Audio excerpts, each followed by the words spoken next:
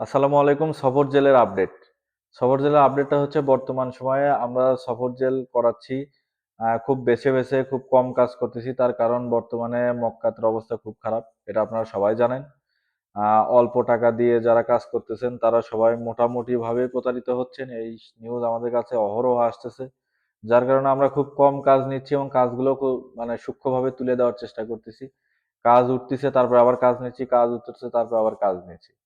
তো যারা মক্কা দিয়ে এখন আহ, সফর জেলে যাইতে চান তাদের জন্য আমাদের রেট এখন বর্তমানে 1,000 টাকা।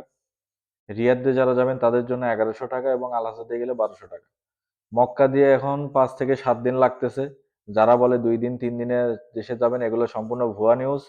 মক্কা দিয়ে এখন 5 থেকে 7 দিন লাগে। রিয়াদ দিয়ে গেলে 8 থেকে 10 দিন। আল হাসাদে গেলে 8 থেকে 10 দিন। তো যারা সফর জেলে যাইতে চান শুধুমাত্র তারা আমাকে যোগাযোগ করবেন। কবে যাবেন সেই ডেটের আগের দিন আমার সাথে যোগাযোগ করবেন। আমার হোয়াটসঅ্যাপে দিলে আমি আমার এজেন্টের লোকেশন দিয়ে দেব।